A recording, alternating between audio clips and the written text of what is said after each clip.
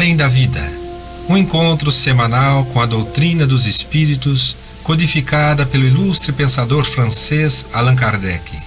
Um momento de meditação, um momento de reflexão, um momento de luz. Além da vida, uma mensagem de esperança para um novo amanhecer. Todos os domingos, às 8h30 da manhã, aqui, na Rádio Londrina.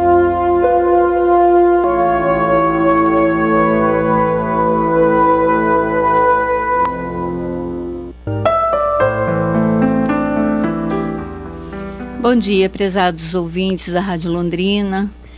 Mais uma vez aqui com vocês, né? A Terezinha, junto com o Antônio, trazendo para vocês os conhecimentos, né, da doutrina espírita e rogando sempre a Jesus que nos envolva, nos abençoe, que nós tenhamos uma semana de muita paz. Bom dia a todos, bom dia Cacá, bom dia Antônio. Bom dia Terezinha, bom dia Cacá. Bom dia, prezados ouvintes. Mais uma vez estamos aqui agradecidos pela oportunidade de podermos participar desse singelo estudo, né, da doutrina, participar junto com vocês, onde nós estamos sempre envolvidos pela luz do Evangelho do Cristo e rogando sempre a Deus a sua proteção e o amparo a todos nós, para que tenhamos sempre um bom domingo e uma boa semana para começarmos com o pé direito, né, Terezinha? Sim, e como primeiro momento, então, como nós sempre fazemos, a gente começa com o Momento Espírito, que traz como título hoje o aborto não realizado.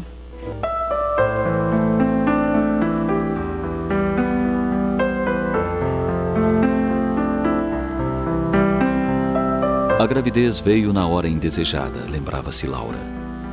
Veio na hora errada e ainda trazia riscos de várias ordens. A saúde debilitada, problemas familiares, o desemprego. Seu primeiro impulso foi o aborto. Tomou um chás que, em vez de resolver, a debilitaram ainda mais. Recuperada, buscou uma dessas pessoas que arrancam, ainda no ventre, o chamado problema das mães que não desejam levar adiante a gestação.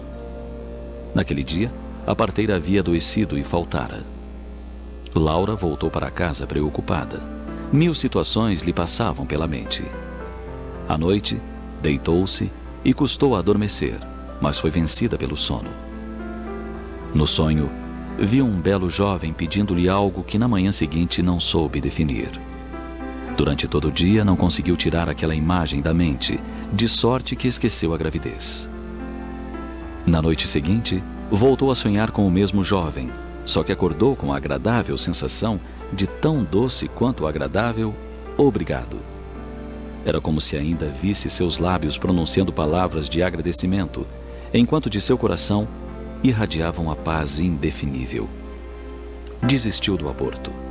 Enfrentou tudo, superou todos os riscos e saiu vitoriosa. Hoje, passados 23 anos do episódio, ouve consternada seu belo e jovem filho pronunciar do púlpito da solenidade de sua formatura ante uma extasiada multidão: agradeço sobretudo a minha mãe, que me alimentou o corpo e o espírito, dando-me não só comida, mas carinho, companhia, amor e, principalmente, vida. E olhando-a nos olhos, o filho pronunciou num tom inconfundível: obrigado. Ela não teve dúvidas. Foi o mesmo obrigado doce e agradável de um sonho há 23 anos. A mulher que nega o ventre ao filho que Deus lhe confia, nega-se a si mesma a oportunidade de ouvir a cantiga alegre da criança indefesa, a rogar-lhe carinho e proteção. Perde a oportunidade de dar à luz um espírito sedento de evolução, rogando-lhe uma chance de reencarnar, para juntos superarem dificuldades e estreitarem laços de amizade e afeto. Se você, mulher, está passando pela mesma situação de Laura, mire-se no seu exemplo e permita-se ser mãe. Permita-se sentir, daqui a alguns meses, o agradecimento no olhar do pequenino que lhe roga o calor do colo e uma chance de viver. Conceda-se a alegria de daqui a alguns anos ornamentar o pescoço com a joia mais valiosa da face da terra. Nos bracinhos frágeis da criança, num abraço carinhoso a lhe dizer: obrigado, mamãe, por ter me permitido nascer e crescer e fazer parte desse mundo negado a tantos filhos de Deus.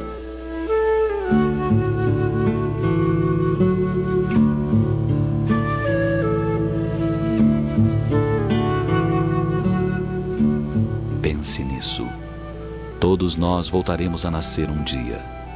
Se continuarmos negando oportunidades de reencarnação aos espíritos, com os quais nos comprometemos antes do berço, talvez estejamos negando a nós mesmos a chance de uma mãe ou pai no futuro. Pensemos nisso.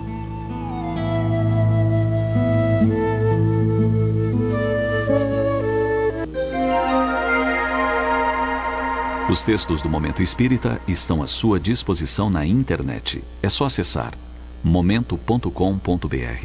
Mais informações, ligue 41 3223 6174, Curitiba, Paraná.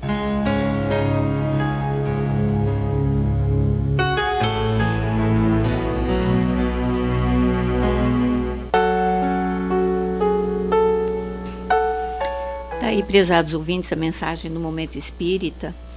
E eu estava aqui lembrando que alguns programas atrás aí, não sei bem quanto tempo, nós trouxemos, né, esse título para estudo, né, sobre o aborto.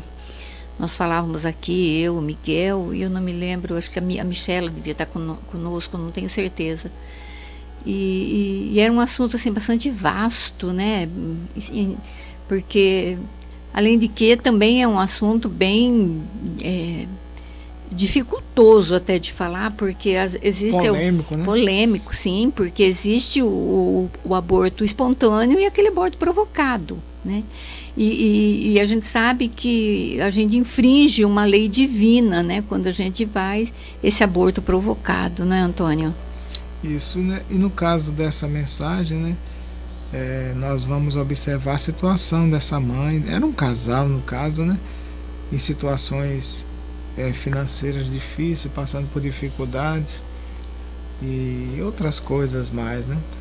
Nesse caso específico, graças a Deus, eles conseguiram superar essas dificuldades, pensando nesse filho, e lá na frente vem a gratidão do filho, e ela lembra de um sonho, né? Que isso, o espírito já havia conversado com ela através de sonho, pedindo, né, possivelmente, para ela tirar aquelas ideias naquele momento mais difícil, por onde estava começando a gravidez. Possivelmente o próprio filho a ajudou a remover a ideia da cabeça dela, né? É realmente muito bonita essa história e gratificante, um final feliz, aonde todos nós devemos lembrar de valorizar a vida, porque eu estava aqui pensando quantas dificuldades nós passamos na vida e reclamamos de tanta coisa, tantas coisas banais, como, por exemplo, estar numa fila. Às vezes eu percebo pessoas chegarem numa fila de supermercado e reclamar com tanta veemência, achando tão difícil estarem ali. Digo, meu Deus, por que nós somos assim, né? Pensemos, como diz a mensagem do Momento Espírita, pensemos nisso, pensemos como é bom viver, ter a experiência de estarmos aqui no planeta, encarnados, podendo aproveitar esse estágio para aprendermos tantas coisas uns com os outros e principalmente a valorização do amor entre todos nós. É isso aí, Terezinha. É bem isso, Antônio. Você falando me remete aqui ao Livro dos Espíritos, na questão 358, Kardec pergunta, né, para os espíritos, né, o abortamento voluntário é um crime, qualquer que seja a época da concepção? E os espíritos respondem: existe sempre crime quando transgrides a lei de Deus. A mãe ou qualquer pessoa cometerá sempre crime tirando a vida à criança antes de nascer, porque está impedindo a alma de suportar as provas das quais o corpo deveria ser um instrumento. Nesse caso aqui da questão, ele está falando sobre o aborto voluntário, né? Geralmente, assim, quando tem uma situação difícil, né, ou às vezes a questão aí, como da história, a questão financeira, muitas vezes, né, o primeiro pensamento às vezes é: puxa vida, mas mais uma boca, né, mais um filho, como é que vai ser? Sempre tem aquela dúvida, aquela incerteza, e logo se pensa mesmo em não deixar essa gravidez evoluir. Mas a gente sabe que tem todo um amparo da espiritualidade, né, para que essa criança, esse espírito venha a reencarnar e não deixar, né, às vezes que a mãe cometa, né, Antônio, esse crime, essa atitude assim tão, às vezes, impensada na hora do sufoco, né, pensa logo nisso. Mas independente, né, da situação, é um crime, é uma transgressão à lei de Deus, né? Isso, porque você está matando, né? E está lá no decálogo: não matarás. E essa dificuldade que temos de aprender isso ainda dura até hoje, né? Essa dificuldade. Ainda continuamos matando, ainda continuamos produzindo armas e mais armas. E armas só servem para matar, infelizmente. No caso dessa dificuldade que eles estavam vivendo, apesar de se dizer dificuldade, não é razão para tal ato. Existem dificuldades muito maiores numa situação dessa, onde a pessoa pode até imaginar, e aonde existem casos em que o aborto pode até ser legalizado, no sentido de que, se a mãe correr um risco de vida, aí sim preservar a vida do mais adulto, que já tem um monte de compromisso, em razão daquele que ainda vai nascer, né? Mas isso aí é em casos de extrema, aí é um caso médico, onde os médicos, hoje em dia a medicina tão avançada, muito conhecimento. E se há um risco iminente da mãe morrer, o médico, obviamente, vai salvar a mãe. Sim. Vai salvar a mãe, né? Se for um problema nesse sentido, né? E só nesse sentido é que não vai se constituir um crime, né? Porque aí é uma diferença, né? Aí tem que se escolher, né? Tem que se escolher. E vai se for o caso de escolher, né? Porque às vezes acontece, né? Da mãe mesmo morrer e o filho sobreviver, né? Nascer e fica aquele drama, né? Quantos filmes eu não já assisti onde os filhos crescem com aquele drama que matou a mãe, novelas, né? Romances. Nossa, às vezes aqueles traumas que vai longe, né? Aqueles dramas, né? Todos, né? Aqueles traumas que vai longe realmente, né? Mas é isso, gente. É um assunto, assim, meio até difícil da gente falar, porque ele é vasto mesmo, né, como a gente disse, e muitas coisas envolvem, às vezes, né, uma situação de aborto. Mas a gente vai voltar, então, né, Antônio, ao estudo do livro que nós já estamos fazendo já há algum tempo, que é o livro Vida e Atos dos Apóstolos, né, o livro de Caibar Schutel. E nós estamos, então, hoje na questão em que vai falar sobre a ação de Filipe e a conversão de Simão, o mago. Esse título, né, esse texto está no versículo 5 a 13, né, dos Atos dos Apóstolos.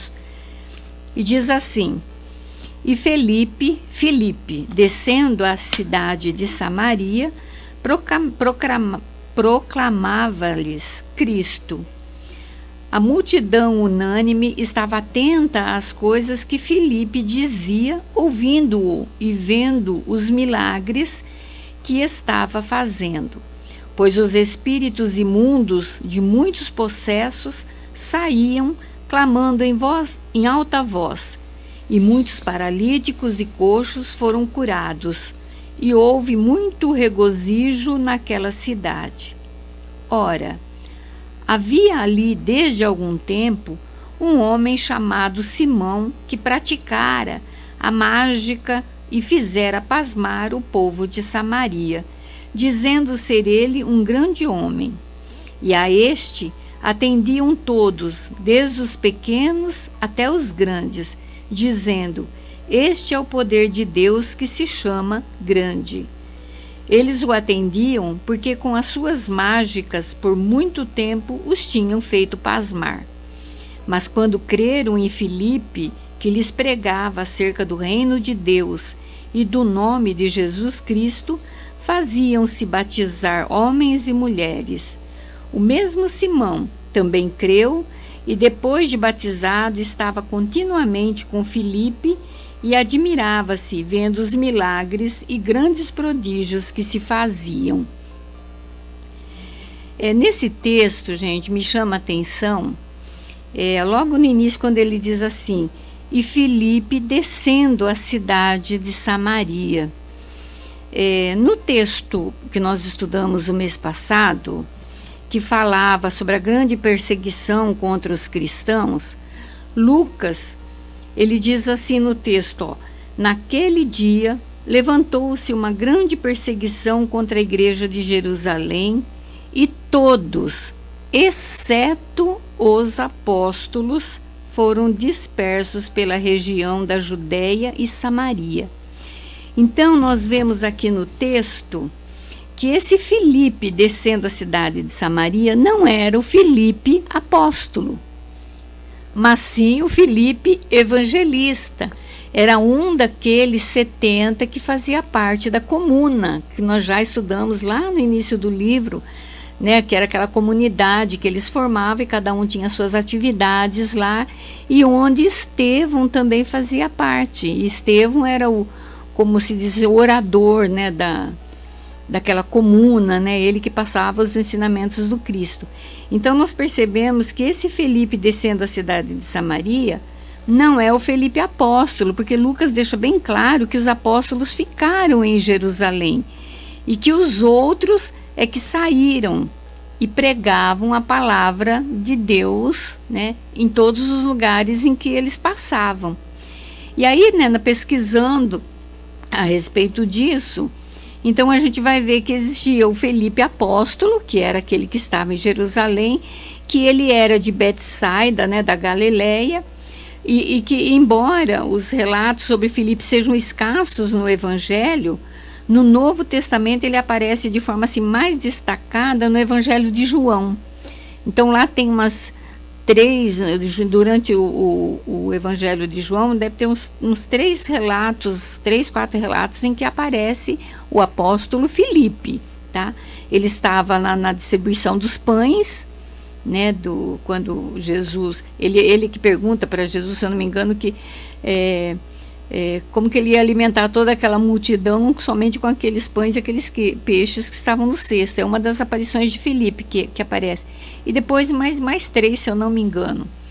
Mas ele não aparece muito. Agora, o Filipe evangelista, que é esse que eu deduzo que está descendo aqui a cidade de Samaria, esse Filipe, ele estava, então, entre os cristãos que foram dispersos, né, quando da invasão ou de Saulo de Tarso, a igreja lá, aquela comuna.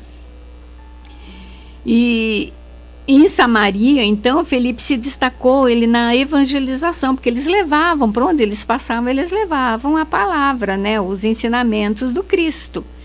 E durante a sua pregação no Evangelho, muitos milagres ocorreram, é o que ele está dizendo aqui, né, que muitos paralíticos e coxos foram curados, e que espíritos imundos, né, saíam, deixavam os possessos. E as notícias, então, do trabalho evangelístico realizado por Filipe chegaram, então, até os apóstolos em Jerusalém. que acabaram enviando para lá Pedro e João, e que a gente vai ver que vai estar no próximo estudo que nós formos fazer do livro, vai estar falando da chegada de Pedro e João lá na Samaria.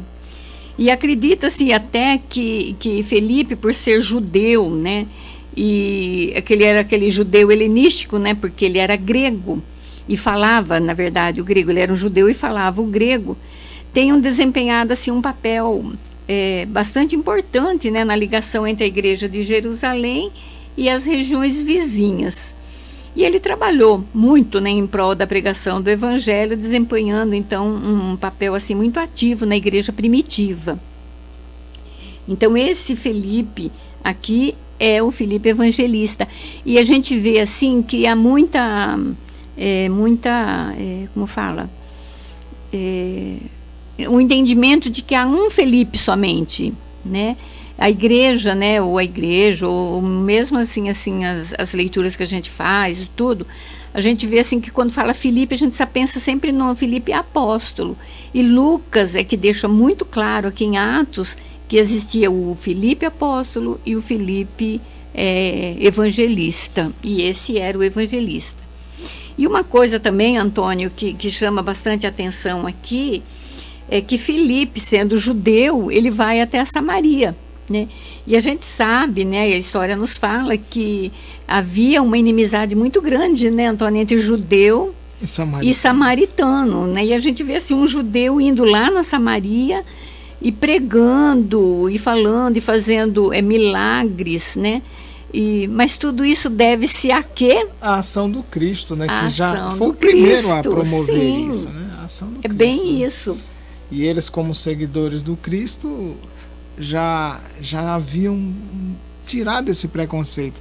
E outra coisa que vai me chamar a atenção aqui é esse outro personagem, né, que vai se converter ao cristianismo, que é Simão, que aqui na tradução coloca que ele praticara a mágica, né, e fizeram pasmar o povo de Samaria. Quer dizer, aqui não usa a palavra milagres, usa a palavra mágica, porque e até ele tem um codinome de mago, né?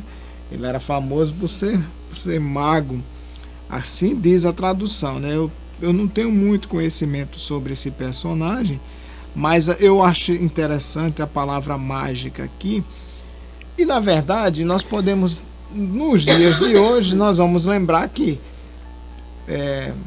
para lembrar que ele também era médium. Na verdade, Simão é médium, como os demais apóstolos ou discípulos de Jesus que praticaram o caso, não milagres, né? Porque a palavra milagres aqui, ela aparece como se fosse algo fora da natureza. E a doutrina espírita vem mostrar que tudo está dentro da ação da natureza. Apenas nós desconhecemos como esses processos se elaboram.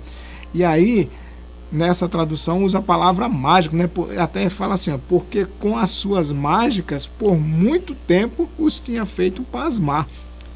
Mas quando creram em Filipe, que lhes pregava acerca do reino de Deus e do nome de Jesus Cristo, fazia-se batizar homens e mulheres. O mesmo Simão também creu e depois de batizado estava continuamente com Filipe e admirava-se vendo os milagres e grandes prodígios que se faziam. Aqui depois aparece a palavra milagres e grandes prodígios. E quando, antes dele ser batizado, aqui eu vejo aqui a tradução fazendo uma alusão a essas questões relacionado à coisa da religião. Porém, nós temos que lembrar que tudo é do espiritual. Tanto o Simão, o mago, trazia com ele espíritos, através da sua mediunidade, que promoviam as curas dos paralíticos e dos coxos, assim como também tirando as pessoas dos possessos, que passavam por problemas de processo com espíritos imundos, como diz lá no início do texto. E aí nós vamos lembrar que teve outros, na época se chamava profetas, né? Que todos eles também tiveram os mesmos processos mediúnicos que hoje nós trabalhamos dentro da doutrina espírita e explicamos como funciona tudo isso. A doutrina espírita vem clarear a ideia e explicar que todos esses fenômenos se passam dentro das questões naturais. Hoje nós podemos compreender o que é um processo, nós podemos compreender muitas vezes porque que alguém é curado através de uma intervenção espiritual, porque hoje nós tivemos a oportunidade de ver muitos médiuns, famosos ou não famosos, que promoveram curas, independente do que passou essas pessoas, né? Porque o trabalho com a mediunidade é sempre um trabalho muito árduo, onde a pessoa passa por muita provação e tem que se ter muita fé em Deus e essa conversão aos princípios do Evangelho, porque mediunidade tem que ser trabalhada junto com Jesus, para que nós não caiamos na nossa própria vaidade, de se achar poderosos e achar que somos nós os que estamos realizando aqueles prodígios, quando na verdade somos intermediários, estamos sendo objetos da boa vontade de Deus para com aqueles necessitados que chegam até os médiuns clamando por a saúde, clamando por serem auxiliados, como disse Jesus, que veio para os doentes e não para os sãos, né? Jesus deixa bem claro isso: eu vim para os doentes. Todos nós necessitamos de Jesus. E é uma explicação aqui, dentro dessa passagem aqui, onde eu vejo algumas palavras diferentes na tradução, mas que o próprio Caibar, na sua explicação, ele vai detalhando tudo isso como um bom conhecedor da doutrina espírita e das letras dos evangelhos, né, da Bíblia, né? É por isso que ele já diz aqui, né, nesse segundo parágrafo, né, logo no início que ele vai falar sobre esse texto, ele diz que é o Espírito que vivifica, que encoraja, conforta, anima e faz de fato todas as obras. É isso que o Antônio estava falando. Exatamente. Aqueles que estão sob a direção de um bom Espírito operam maravilhas, né? Maravilhas. É bem isso mesmo, porque esses 70, né, esses discípulos, né, todos eles proclamavam maravilha, porque segundo a gente vê nos relatos, né, da história, todos eles, onde eles passavam, eles operavam, né, esses chamados milagres, né, e que Kardec também vai explicar essa questão do milagre, que nós já falamos aqui em outros programas. No livro A Gênese. Lá no capítulo 13, né, quando ele vai falar os milagres segundo o Espiritismo, ele vai falar sobre os caracteres do milagre. É bastante interessante para a gente entender. É um texto assim, é óbvio que eu não vou ler nem nada, porque é um texto bastante grande, mas eu convido a vocês a consultarem, né, esse capítulo 13 da Gênese e entender o que é esse milagre, porque a gente vê assim que o milagre propriamente dito é esses espíritos trabalhando, manipulando esses fluidos, né, do fluido cósmico universal e fazendo essas realizações que esses médiuns, né, eles fazem e faziam, assim como eles expulsavam demônios, espíritos impuros, melhoravam, fazer a cura, né, da saúde, dos coxos, dos paralíticos, né? E engraçado que e Caibar, ele vai falar aqui, né, que haja vistas ao que ocorreu com Elias, Eliseu e Daniel. São os profetas, né, ele está citando aí. Que é uma coisa que não é de agora, porque às vezes a gente fala em mediunidade e pensa assim, é uma coisa assim do espiritismo, que é uma coisa de agora. E não, a gente vê que lá os profetas, eles operavam esses chamados milagres, né, porque num dos do Daniel mesmo, né? Eu não tenho assim muito conhecimento de tudo isso aqui, mas a gente sabe que Daniel é o que foi preso na cova dos leões. E essa no passagem fim, é muito famosa. E a gente sabe por conta disso. E a gente sabe que ele calou a boquinha lá dos leões lá, né? Com aquela energia, né, que ele tinha, tudo ele conseguiu. Com a presença do bom espírito ali, né? Conseguiu acalmar os leões. Assim como teve um outro que ficou na barriga da baleia, lá não sei quanto tempo, e acabou saindo. A passagem, né? de Jonas. Aí, na verdade, isso aí é uma parábola, né? Então a gente vê assim que tem um ensinamento muito profundo. Sim, então a gente vê que a mediunidade, isso não é de agora, isso já vem de muito tempo, né? E a gente vê assim que Caibar fala aqui que Felipe era agraciado desse espírito, né, Antônio? Ele reproduzia, na verdade, os milagres de Jesus, porque ele era agraciado desses espíritos bons, né? Tinha esses companheiros, e que nós também temos, porque através das nossas vibrações, dos nossos pensamentos, nós atraímos sempre os bons espíritos. E sem esquecer de que o mais importante nisso tudo era o anúncio do evangelho que se fazia através de Filipe, né? Sim. Porque Simão, ele ainda não tinha esses conhecimentos. Lá na frente o próprio Caibar vai dizer que Simão, ele tinha outras ideias, né? Ele compartilhava de outras ideias, apesar de sua mediunidade, mas ele não tinha o conhecimento do evangelho de Jesus. E aí ele compartilhava de outras ideias, e que vai ser dito aqui mesmo no texto, né? Lá na frente, né? Quando diz que Simão ambicionava, era um homem de dinheiro que ambicionava ter mais dons, pois ele não conhecia a doutrina de Jesus, que era uma doutrina diferente. O próprio Cristo já dizia, né? Que o Filho do Homem não tem sequer uma pedra para recostar a sua cabeça. Era uma doutrina onde se pregava essa questão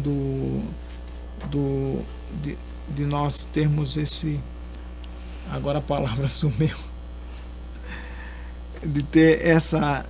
Você não se apegar, é o desapego, né? Não ter o apego às questões materiais, né? Jesus ensina o desapego, onde nós todos devemos trabalhar isso dentro do conhecimento da necessidade de que ainda precisamos das coisas materiais, mas sabendo valorizar cada coisa no seu momento, sabendo o que tem mais valor, né? E aí nós vamos caminhando, aprendendo. Você vê, Antônio, você falando aí, eu estava pensando, o Simão, né, esse Simão, o mago, ele creu, né? Batizou, né? Foi batizado. E ele, a partir daí, ele começa a caminhar junto com Filipe, observando, vendo todos aqueles prodígios que Filipe fazia. Mas ele não tinha realmente conhecimento do evangelho, das leis divinas, ele não tinha isso, tanto que ele tenta uma permuta, né? A gente vai ver isso no próximo estudo nosso. Ele vai tentar querer comprar esses dons, né? Porque ele queria ter também. E a gente vê que esse Simão aqui, hoje ainda existe muitos Simões, né? Dentro dos centros espíritas, assim como em outros segmentos também, tem muito Simão, que fica assim, vai atrás do maravilhoso, né? Mas não entende como é que é. Vai em busca do ouro. Isso, eles não têm esse conhecimento, né? A gente vê assim que quando nós estávamos vindo agora no carro, a gente estava comentando sobre um trabalhador da Seara Espírita que vai vir fazer psicografia aqui em Londrina, né? E a gente vê que nesses casos, né, muitas pessoas vão assim atrás de notícias, mas não está assim se ligando à religião ou alguma coisa. Vai atrás assim de ver como é que aquilo lá se processa, como que vai. Que a palavra que eu também quero falar não está saindo aqui agora. Então, ele vai atrás de se deslumbrar com tudo isso, né? Apesar deles crer em Deus, ter a sua religião, seguir a sua religião, mas ainda eles vão muito atrás do miraculoso, né? Atrás do espetáculo, do fenômeno. E o Simão não era diferente. Ele creu, ele fez tudo isso daqui, mas ele queria outra coisa, ele queria mais para ele. Ele queria também produzir esses dons que os apóstolos aqui, ou os discípulos, tinham. Então, a gente vê assim que é um trabalho que não é só você conhecer uma religião, mas você tem que entender. Você tem que se aprofundar para saber como é que tudo aquilo lá se opera e não ficar só nesse ilusionismo, né, que tudo é maravilhoso. Não, a gente vai ver que atrás do maravilhoso tem um trabalho muito grande da espiritualidade, tem um respeito muito grande, né, Antônio? E também tem, nessa questão que você levantou sobre a busca pelo médium, que traz um trabalho de psicografia, também tem aquelas pessoas que estão sofrendo e estão buscando uma informação de um ente querido que já se foi, para tentar amenizar a sua dor. Muitas vezes, a maioria, eu quero acreditar que a maioria vai em busca de diminuir a sua dor, buscar acreditar realmente que esse ente querido continua vivo em outra dimensão. E esses trabalhos, quando chega a informação, nós percebemos isso, que as pessoas se emocionam muito e que realmente muitas vezes ajuda, acalma aquelas pessoas. Eu acredito que a espiritualidade deve fazer chegar até o médium as cartas daqueles que estão muito assim, necessitados, né, dessa mensagem para acalmar os seus corações. E muitas informações também vêm para provar aos que ainda duvidam, provar a imortalidade da alma, né?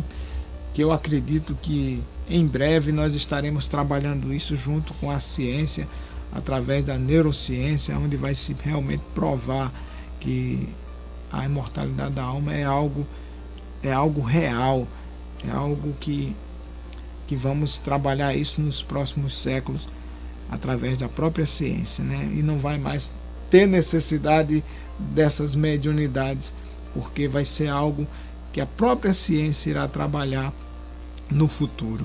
Imagino eu que esteja sendo preparado tudo isso através da neurociência, onde já há estudos muito avançados. Mas você vê, Caibar fala assim, nos primeiros tempos do cristianismo também houve o Simão Mago, né, que era esse que nós estamos comentando. Isso. E que operou muitas maravilhas, pois era dotado de todas as mediunidades, exceto uma, como a gente vai ver depois no próximo estudo que nós vamos fazer do próximo mês.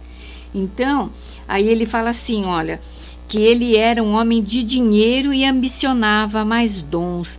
Então, a gente vê assim, ele era dotado de uma mediunidade, ele realizou maravilhas, né? Tanto que por um bom tempo era ele que comandava lá na Samaria, né? Pelo jeito era ele que era o grande, né? Como eles mesmos falavam, ele era o grande, porque ele tinha como que algumas respostas. Mas, assim, a gente vê que, mesmo com tudo isso, ele tinha uma coisa que é uma chaga ainda muito para nós, era o orgulho, né? Não, você vê que esse trabalho de mediunidade, ele existe desde que o mundo é mundo. Desde que o mundo desde depois de Jesus aqui, aqui na época dos apóstolos, após a morte de Jesus, está se trazendo em Atos dos Apóstolos um trabalho mediúnico de cura, como existe nos dias de hoje. E como nós vamos verificar nos dias de hoje, tantos médios com problemas relacionados a dinheiro. A dinheiro, então era aí que eu ia chegar também, Antônio, porque assim como Simão, que ele tinha esse trabalho todo, mas ele tinha o orgulho de tudo isso daí. Por quê? Porque se ele queria ter mais dons, ele queria também ser igual aos outros, ele não queria ficar atrás. Exato, né? É a questão do orgulho. Né? Era uma questão de orgulho ali. E a gente vê que muitos hoje, é lógico que a gente não pode generalizar de jeito nenhum, porque isso está em em todo segmento religioso, viu? Não é só na doutrina, no espiritismo, não, mas em todo segmento tem isso, ou aqui ou ali, mas tem. Isso é natural do ser humano. Sim, ainda, é natural né? do ser humano. Então a gente vê que muitas vezes, né, a pessoa se destaca em algum trabalho lá e o orgulho já fica muito latente ali. E aí o que acontece? Começa então a entrar já assim, dinheiro na história, né?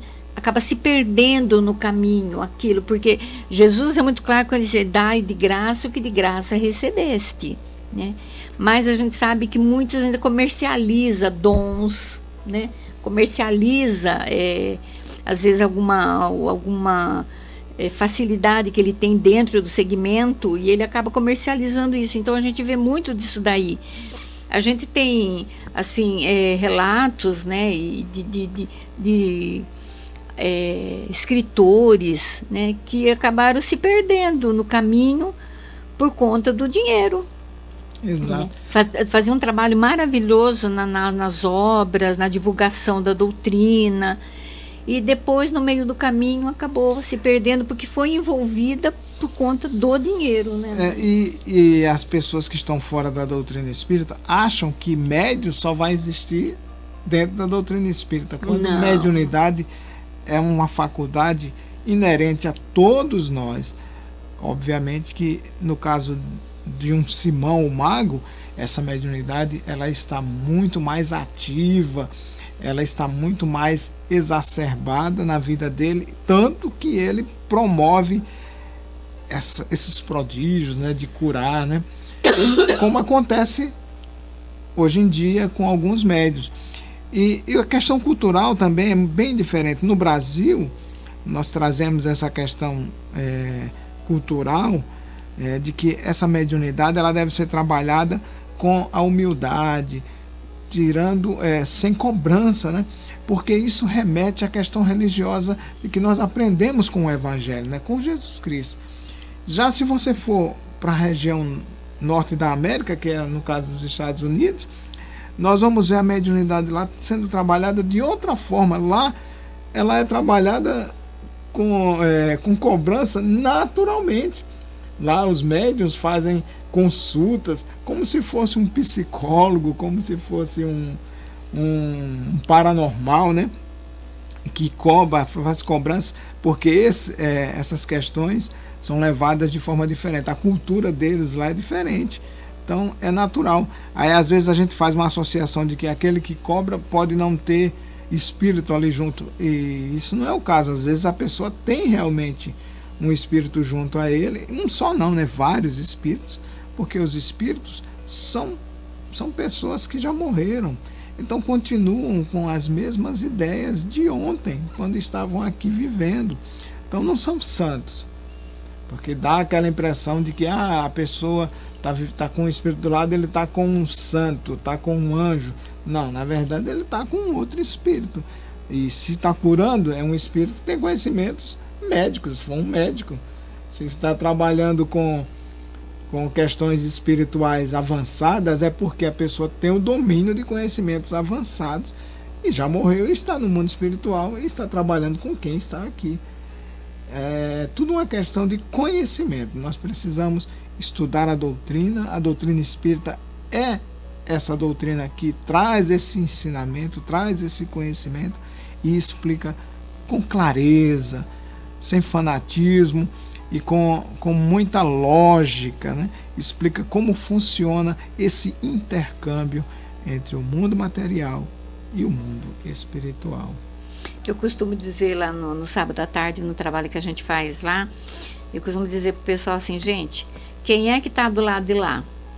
Aqueles que estavam do lado de cá, não é? Então não foi Exatamente. O fato deles ter feito essa passagem é que fizeram com que eles ficassem santos. Não, eles estão levando o que eles eram. Se eles eram orgulhosos, eles continuam com isso daí, porque está neles, é da individualidade deles isso daí, né? Da personalidade. E isso tudo vai ser trabalhado lá na espiritualidade, tudo isso vai ser trabalhado para que quando eles retornarem, venha numa situação melhor, né? Sempre procurando o progresso, sempre progredindo.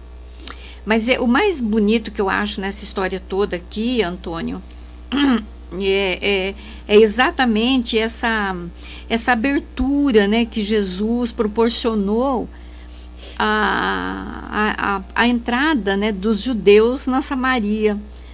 Como eu acho lindo isso daqui, né? Pode pensar assim, nada demais. Gente, mas foi um trabalho árduo de Jesus para ele conseguir trazer de novo, porque o objetivo dele era fazer a união novamente. Exatamente. Entre samaritanos e judeus, né? E foi uma coisa que, assim, ele foi uma abertura que deu, os judeus começaram a se relacionar melhor, tanto que ele usava no evangelho dele sempre a figura de um samaritano, né?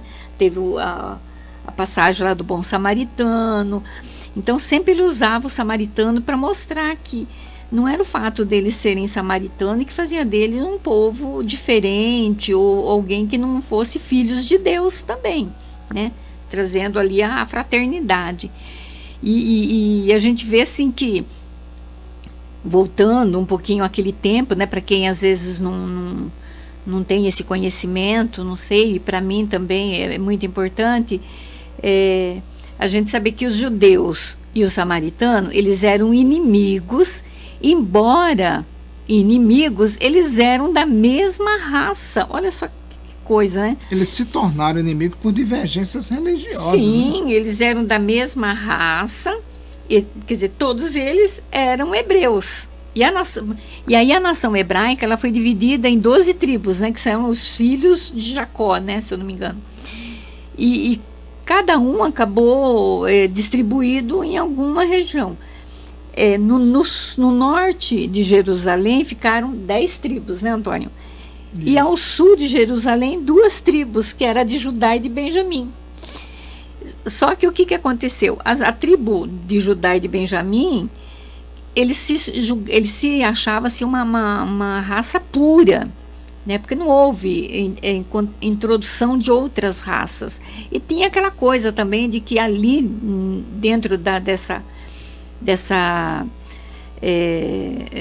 2 tribos, foi que nasceu Davi, Salomão. Então, nossa, eles tinham um orgulho disso daí. Tudo tem a ver com orgulho. Orgulho. Né?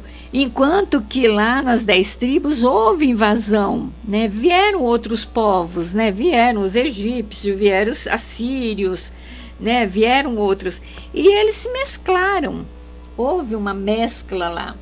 E nessa mescla toda, o que aconteceu? Vieram novas religiões, novos costumes, enquanto que a raça, enquanto o Judá, né, Judá e Benjamim, lá embaixo, os judeus, ficaram com os ensinamentos de Moisés o tempo todo, né, Antônio? Os outros se mesclaram, as religiões, os costumes foram mesclados, então eles consideravam, então, essas outras tribos da Samaria como uma raça não pura mais, porque eles não praticavam só os ensinamentos de Moisés, mas havia outros. Então houve essa inimizade, essa disputa, né? E a coisa se agravou mais ainda depois da morte do rei Salomão. Então aí a coisa fica pior, porque aí constrói-se um novo rei, porque eles acabaram tendo um outro rei, né? O sul e o norte tiveram reis diferentes. E o do norte, então, construiu, então, sobre o Monte Garizim, um novo templo. E ele disse que era um templo, assim, suntuoso, que eles iam fazer frente ao templo de Jerusalém, que ficava no Monte Sião. Olha só.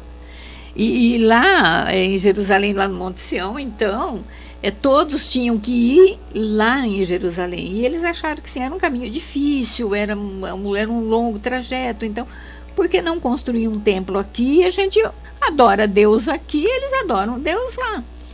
Mas isso não agradou muito. E aí a briga ficou mais acirrada ainda. Então a gente vê que aí Jesus, então, indo para Galileia, ele resolve passar por Samaria. Mas aí pensa assim, mas por que ele vai passar por Samaria? Exatamente para fazer essa reforma, trazer essa união novamente. Fazer essa ponte, né, de ligação. Ele então usou-se de quem?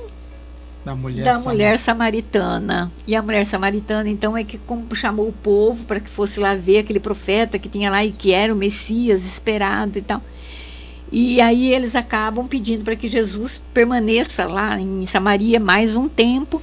E aí então começou esse trabalho, e é onde Filipe, Pedro, João depois puderam ir até Samaria também, levar o evangelho, levar a boa nova. Olha que trabalho maravilhoso que eles fazem, gente. Mas agora nós vamos parar por aqui, né? Porque no tempo não vai dar mais. E no próximo programa, né, no terceiro domingo do próximo mês, a gente vai continuar essa história, tá? Porque nós vamos falar sobre a chegada de João e Pedro lá na Samaria e a exortação, então, de Simão, o mago. Nós vamos ficar agora, então, com o Zé Antônio, né, quando ele vai falar sobre a introdução de Kardec. Falar nisso. Numa das nossas reflexões anteriores, nós estudamos uma instrução de Allan Kardec que falava sobre a prece para as pessoas que estão recém-desencarnando. E o que nos chamou a atenção? Foi Allan Kardec dando uma aula de doutrina sobre a importância da prece no momento em que a pessoa está desencarnando. Daí eu pensei comigo, puxa vida, será que Kardec tem mais aulas dessa para nós? E descobri que no Coletâneas de Prece, ele resolve instaurar, antes de cada estudo, uma aula que ele passa a chamar de instruções preliminares. Então nós resolvemos, a partir de hoje, começar uma nova playlist, vamos dizer assim, onde nós vamos estudar essas informações de Allan Kardec sobre a doutrina pura, antes de cada tipo de prece. Então nós vamos começar com a abertura do capítulo 28 do Evangelho segundo o Espiritismo, que é a coletânea de preces espíritas, quando Allan Kardec explica o porquê de ele iniciar essas instruções que ele chama de instruções preliminares. Então ele diz assim, os espíritos sempre disseram, ele está falando sobre a prece, a forma não é nada, o pensamento é tudo. Cada um deve orar conforme as suas convicções, do modo que mais lhe agrade. E que mais vale um bom pensamento do que muitas palavras que não tocam o coração. Então, isso é Kardec já explicando a posição dos espíritos superiores em relação à elevação do pensamento. Os espíritos nunca determinaram uma fórmula padrão de preces. Olha, para rezar tem que ser essa, nunca determinaram. Quando as dão, é apenas para a gente fixar a ideia sobre aquela informação, para chamar a atenção sobre alguns princípios da doutrina que eles estão ensinando, a doutrina espírita. Tem também como objetivo ajudar pessoas que sentem dificuldade de expressar suas ideias, porque tem gente que pensa que não orou. Se seus pensamentos não foram bem articulados, bem formulados, ele tem a impressão que não fez a prece, nos diz Allan Kardec nessa instrução. A coletânea de preces, então ele está abrindo a coletânea de preces. A coletânea de preces contida nesse capítulo 28 é uma seleção dentre as que foram ditadas pelos espíritos em diferentes ocasiões, em termos apropriados a certas ideias, a casos especiais. Então Allan Kardec, nas reuniões da Sociedade Espírita, em determinados momentos, tinha um tema sobre a prece e os espíritos superiores ditavam algum tipo de oração para ajudar as pessoas que tivessem dificuldade, mas não como uma fórmula, mas para deixar, então, como está dizendo Allan Kardec, as instruções da doutrina dos espíritos sobre aquele tema. Porque pouco importa a forma, se o pensamento fundamental for o mesmo. O objetivo da prece qual é? É elevar nossa alma a Deus. Vamos parar um minutinho nesse raciocínio. Elevar a alma a Deus. Porque nós somos espíritos, somos centelhas divinas, mas nós vivemos com os nossos pensamentos, as nossas emoções, todas voltadas para o nosso cotidiano, e a gente acaba se esquecendo que nós somos espíritos. Nós acabamos nos esquecendo que somos espíritos imortais. Então, quando a gente para orar, é a hora que nós nos recordamos da nossa natureza espiritual. Então nós vamos mudar o nosso teor espiritual. E quando nós pensamos em Deus e vamos procurar o Pai para conversar intimamente com Deus, nós estamos elevando os nossos pensamentos. Nossas vibrações mudam. Por isso a gente muda de sintonia. E aí a gente entra na sintonia dos nossos benfeitores, do nosso anjo guardião, daqueles que cuidam da nossa caminhada por ordem de Deus, em função do amor que Deus tem por todos os seus filhos. E aí Allan Kardec diz assim: a diversidade das formas não deve estabelecer nenhuma diferença entre os que nele creem, e ainda menos entre os espíritas, pois Deus aceita todas as orações quando são sinceras. Então não importa a crença, não importa o jeito, importante é que essa, e do fundo da alma, a conversa com Deus. Diz Kardec: não se deve considerar essa seleção que ele vai apresentar para a gente nessa coletânea como um formulário único, mas apenas como uma variedade entre as instruções que os Espíritos dão. É uma aplicação dos princípios da moral evangélica desenvolvidos em todo o Evangelho segundo o Espiritismo, um complemento dos seus ditados sobre os deveres para com Deus, para com o próximo, em que são lembrados todos os princípios da doutrina espírita. Então é interessante. O Espiritismo reconhece como boas as preces de todos os cultos quando ditas do coração e não da boca para fora. Não impõe nem censura nenhuma prece, isso falando do Espiritismo. Deus é infinitamente grande, conforme a doutrina espírita nos ensina, para não ouvir a voz que ele implora, ou lhe canta louvores, quer o faça de um ou de outro modo. Quer dizer, então Deus ele recebe, acolhe tudo aquilo dentro das suas leis de harmonia. Todo aquele que fosse criticar, lançar maldição contra preces que não fazem parte do seu formulário, provaria que desconhece a grandeza de Deus, nos diz Allan Kardec. Acreditar que Deus se apega a uma fórmula é atribuir-lhe a pequenez e as paixões da humanidade. Uma condição essencial da prece, conforme nos diz o apóstolo Paulo, é a de ser inteligível. Ela tem que ser compreendida, a fim de que possa ser sentida com a alma. Por que ele diz isso? Porque começou naquela época de Paulo, agora não é Allan Kardec, sou eu que estou comentando, começou aquela questão de pessoas falarem em línguas. Estão orando em línguas, mas as pessoas não estavam entendendo nem o que elas estavam falando. Então como é que elas estavam orando se elas não sabiam o que estavam dizendo? E é isso, Paulo de Tarso escreve uma carta dizendo que aquilo que não se entende não está em ação. Então Allan Kardec comenta: uma condição essencial da prece é que ela seja inteligível, compreendida, a fim de que possa ser sentida com a alma. Precisa ser dita numa língua entendida por aquele que ora. Há preces em linguagem comum que não dizem muito mais ao pensamento do que se fosse feita numa linguagem desconhecida, porque não tocam o coração. Então não são as palavras, não é o conteúdo, é a sinceridade com que ela é proferida do fundo da alma. As raras ideias que encerram são muitas vezes sufocadas pela quantidade de palavras, pelas ideias místicas da linguagem. As principais qualidades da prece definem Allan Kardec. São a clareza, a simplicidade e a precisão, sem excesso de palavras, nem adjetivações inúteis que apenas são enfeites de brilho falso. Cada palavra deve ter a sua importância, revelar uma ideia, tocar a alma, deve nos fazer pensar. E somente com essa condição a prece pode atingir o seu objetivo. De outro modo, é apenas palavreado. Notar com que ar de distração e desinteresse as preces são ditas na maioria dos casos. Vê-se lábios que se movimentam, mas na expressão do rosto, mesmo no som da voz, se reconhece que é um automatismo puramente exterior, ao qual a alma permanece indiferente. Ela não está participando. Às vezes o ser humano está recitando uma oração decorada e não está participando daquelas palavras que ele está dizendo.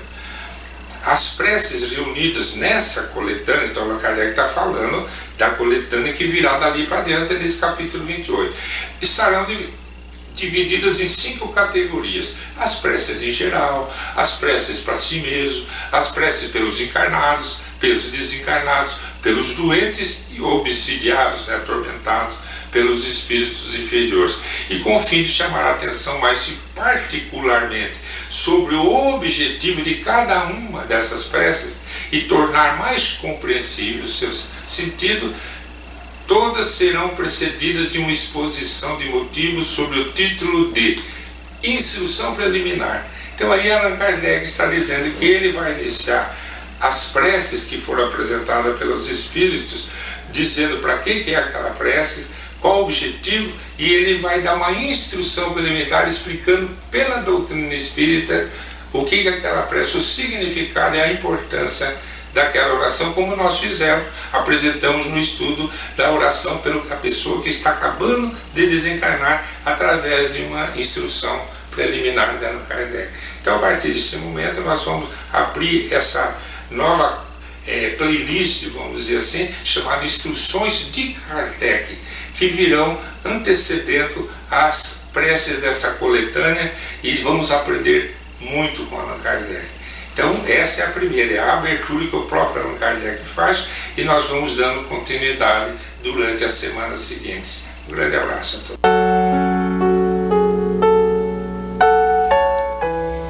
Tá aí, gente, a mensagem do Zé Antônio, e nós vamos nos despedindo, desejando a todos um bom domingo e uma ótima semana. Deus abençoe a todos nós, um bom domingo a todos.